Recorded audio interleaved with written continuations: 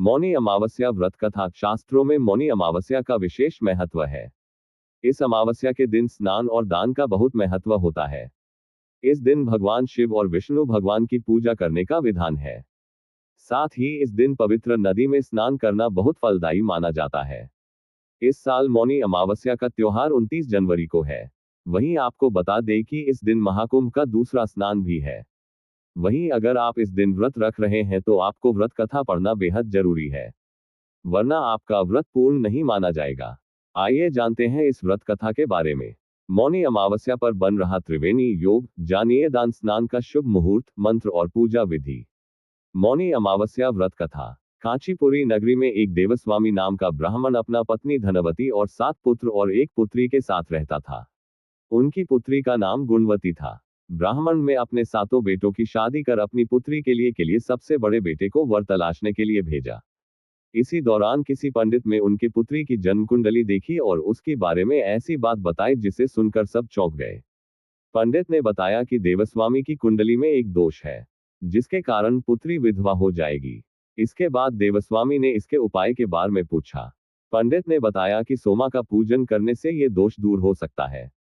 पंडित ने सोमा के बारे में बताया कि वह एक धोबिन है और सिंगल द्वीप में रहती है। उसे जैसे तैसे प्रसन्न करके यहाँ लेकर आओ। इसके बाद देवस्वामी का सबसे छोटा पुत्र अपनी बहन को साथ लेकर सिंगल द्वीप जाने के लिए सागर तट पर गया। दोनों सागर पार करने की चिंता कर एक पेड़ के नीचे बैठ गए। जिस पेड़ के नीचे वह बैठे थे उस पेड़ पर एक गिद्ध का घोंसला था और उसमें गिद्ध का परिवार रहता था। गिद्ध के बच्चे दोनों की बातें ध्यान से सुन रहे थे। जब शाम को घोंसले में उन बच्चों की मां पहुंची तो उन्होंने भोजन नहीं किया। बच्चों ने मां से कहा कि पहले नीचे बैठे उन 2 प्राणी को भोजन कराओ और उनकी समस्या का निवारण करो। ये वचन लेने के बाद गिद्ध के बच्चों ने भोजन किया। अगले दिन गिद्ध की मदद से दोनों भाई बहनों को सिंगल द्वीप पहुंचा दिया गया। वहां उन्हें सोमा का घर भी मिल गया। दोनों भाई बहनों ने सोना को प्रसन्न करने के लिए एक योजना बनाई। वे दोनों नित्य प्रातः उठकर सोमा का घर झाड़कर लीप देते थे।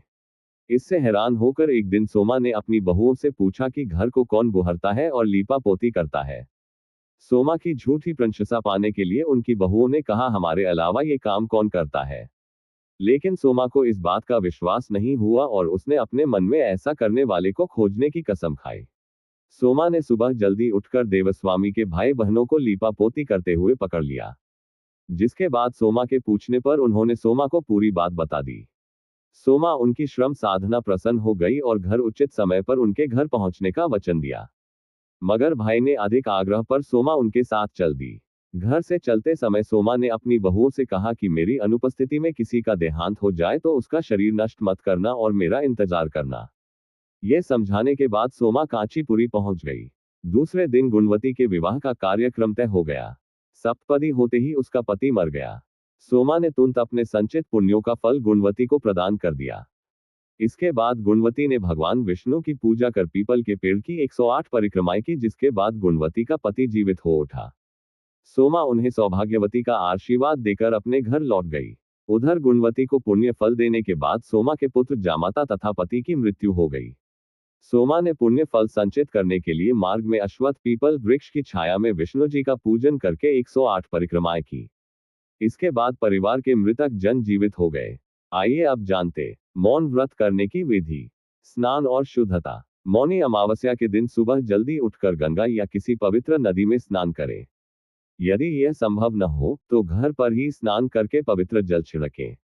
स्नान के बाद स्वच्छ वस्त्र धारण करें।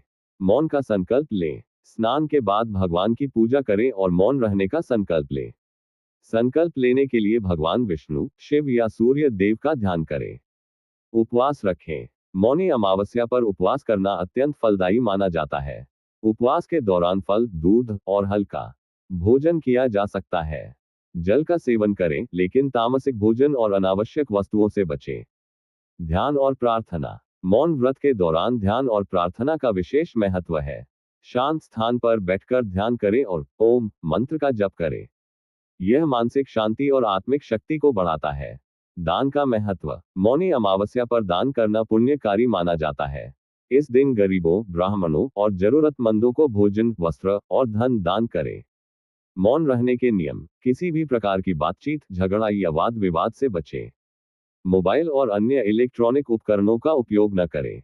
दिन भर सकारात्मक सोच बनाए रखें और नकारात्मक विचारों से दूर रहें। जरूरी हो तो केवल संकेतों के माध्यम से संवाद करें। क्रोध, लोभ और ईर्ष्या जैसी भावनाओं से बचें। मौनी अमावस्या के लाभ: मानसिक शांति और ध्यान केंद्रित करने की शक्ति बढ़ती है।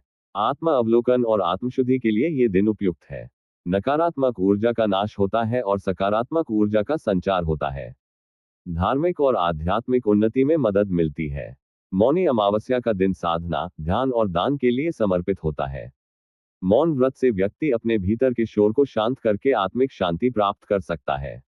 इसलिए इस पवित्र दिन पर मौन व्रत का पालन करें और अपने जीवन को सकारात्मक दिशा में प्रेरित करें। अगर कहानी अच्छी लगी हो तो चैनल को सब्सक्राइब करें एवं लाइक करें, जिससे कि आगे भी हम आपको इसी तरह कहानी देते रहे। धन्यवाद।